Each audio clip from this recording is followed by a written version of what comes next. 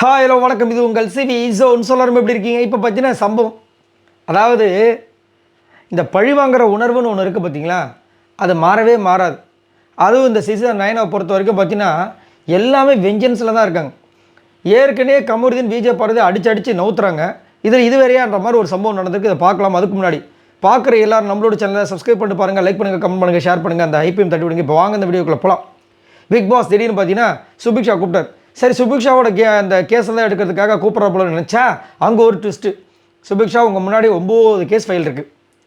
இதை நீங்கள் வெளியில் எடுத்துகிட்டு போய் அதுக்கு கொடுக்க வேண்டிய மரியாதையை கொடுத்து அந்த கேஸெல்லாம் படிங்க. அங்கே இருக்கிறவங்களாம் வந்து எந்த கேஸை சூஸ் பண்ணுறாங்களோ அந்த கேஸ் தான் இந்த வாட்டி வழக்காடம் பண்ணுறதுக்கு வரப்போகுது அப்படின்ற மாதிரி ஒரு தீர்ப்பு கொடுத்துட்டார். என்ன இது? அப்போ என்ன அர்த்தம்னா, இதுக்கு முன்னாடி வந்துட்டு விஜய் பார்வதியை பற்றி 2 கேஸு, அவங்க கொடுத்த கேஸ் ஒன்று, அவங்க மேலே இருந்த கேஸ் ஒன்று, அதை வந்துச்சு. அப்போ அவங்களோட விஷயங்கள் வெளியே வரணும்னு நினைக்கிறாங்க. அதே மாதிரி வந்துட்டு ஆதிரியோட விஷயங்கள் வெளியே வரணும்னு நினைக்கிறாங்க. கமருதனோட விஷயங்கள் வரணும்னு சொல்லிட்டு வெளியே நேற்று வந்துட்டு ஃபுல்லாக கமருதனோட விஷயங்கள் தான் வெளியே வந்துச்சு அரோரா போட்ட கேஸால். இப்போது 9 கேஸே வச்சிட்டாங்க. இது தவிர்த்து இன்னும் நிறைய கேஸ் இருக்குது, அதெல்லாம் காமிக்கல. அப்போ என்ன அர்த்தம்? நிறைய பேரோட விஷயங்கள் வெளியே போச்சுன்னா பிரச்சனை ஆகிடும். இப்போ விஜய் பார்வதியோட விஷயங்கள் வெளியே போச்சுன்னா பிரச்சனை இல்லை, கமருதனோட விஷயங்கள் நெகட்டிவாக போச்சுன்னா பிரச்சனை இல்லை சூப்பர் அப்படின்ற மாதிரி இருந்துச்சு. இப்போது இவங்க கையில் கொடுத்தா அவங்க என்ன பண்ணுவாங்க? விஜய் பார்வதி கமருதனுக்கு அகேன்ஸ்டாக தானே பண்ணுவாங்க. நேற்றே வந்துட்டு அந்த வழக்காடு மன்றத்திலே அந்த மக்கள்கிட்ட போச்சு, மக்கள் நீதிமன்றத்துக்கிட்ட போயிடுச்சு. அவங்க என்ன பண்ணாங்க? அகேன்ஸ்டாக தான் சொல்லுவாங்க, ஏன்னா எல்லாமே அகேன்ஸ்ட் ஆச்சு. இப்போயும் அதே மாதிரி ஒரு விஷயத்தை பண்ணுறாரு பிக் பாஸ். ஏன் இதை பண்ணுறான்னு தெரியல. 9 கேஸ் என்னென்ன கேஸ் அவங்க செலக்ட் பண்ணியிருக்காங்கன்னா, அமித் டு கானா மேலே போட்டது. கிச்சனில் வரும்போது எப்போ பார்த்தாலும் டென்ஷன் பண்ணுறாரு, இனிமேல் அவர் அந்த பக்கமே வரக்கூடாதுன்னு ஒரு கேஸு, ஃபஸ்ட்டு கேஸு. ரெண்டாவது பார்த்தீங்கன்னா திவ்யா வந்து கானா மேலே எப்போயுமே ஒரு விஷயத்தை பேசவே முடியல, டாஸ்க்காக ஏதாவது கூச்சல் குழப்பம் பண்ணிகிட்டே இருக்காருன்னு. மூணாவது வந்து சுபிக்ஷா வந்து கமருதீன் மேலே போட்டது. அந்த மீனவ சமுதாயம் நீ எங்கேருந்து வந்திருக்குன்ற மாதிரி விஷயங்களை பேசினாரு, அந்த கேஸு எவ்வளோ இம்பார்ட்டண்டான கேஸு. அதுக்கப்புறம் பார்த்தீங்கன்னா வியானா டு திவ்யாவோட கேஸு. திவ்யா மாதிரி சூப்பராக சொல்லியிருக்காங்க. திவ்யா ஷாக் ஆகிட்டாங்க. என்னென்னா, சண்டை போடும்போது இந்த அம்மா கத்தி பேசுறது, அவங்க பாயிண்ட் எடுத்து பேசுறது, அதுக்கப்புறம் மற்றவங்க பேசுனா தலைவலிக்குதுன்னு சொல்கிறது. இந்த அம்மா பேசிட்டு கத்தி பேசிட்டு மற்றவங்க தலைவலி வரும்போது எனக்கு தலைவலிக்குது, நீங்கள் யாரும் கத்தாதீங்க அந்த மாதிரி இந்த அம்மா மட்டும் கத்தி பேசுவாங்க, மற்றவங்க பேசுறதை விட மாட்டாங்க. இந்த மாதிரி ஒரு கேஸை போட்டிருக்காங்க. எவ்வளோ முக்கியமான கேஸு, எடுக்கணுமா இல்லையா? அதை எடுக்கல, எதை எடுத்திருக்காங்கன்னு சொல்கிற கேளுங்க. அடுத்தது பார்த்தீங்கன்னா கனி டு விக்ரம், சூப்பரான ஒரு கேஸு. கனி வந்து விக்ரம் மேலே போட்ட கேஸு. சோப்பு மாப்பு அந்த டாஸ்கில் சாபுத்திரின்ற ஒரு விஷயத்தை ஃபஸ்ட்டு நாள் வந்து அவர் எடுத்தார். 3ஆவது நாள் வந்துட்டு அதை அவருக்கு சாதகமாக பயன்படுத்தி அதை எடுக்க முடியாதுன்னு சொல்லிட்டார். இது எவ்வளோ பெரிய துரோகம். இதையும் எடுக்க மாட்டாங்களாம். அடுத்த கேஸ் கேளுங்க. எஃப்ஜி டு ரம்யா, எல்லா பொண்ணும் கூட ஒரு வாரத்துக்கு மேலே இருக்க மாட்டான். இதுவும் முக்கியமான கேஸ் ஆல்ரெடி. ஆனால் அங்கே குரூப் வந்து இது பண்ண மாட்டாங்க.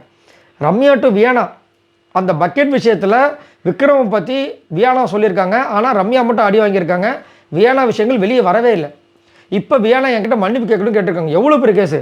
விஜய் சேதுபதி வந்து அங்கே வந்து பேசுனது அந்த ஒரு நாளே ஃபுல்லாக அந்த பக்கெட்டால் தான் போச்சு. அந்த கேஸ் எடுத்துருக்கணும்ல, இதெல்லாம் எடுக்காமல் கடைசியாக என்ன கேஸ் வருதுன்னா மைக் இஷ்யூ. மைக்கு போடலைன்னு சொல்லிட்டு எல்லாருக்கும் வந்து இந்த முட்டை பால் இதெல்லாம் தடுத்தார் பாருங்க. அந்த கேஸை வந்து 4 பேர் போட்டிருக்காங்க.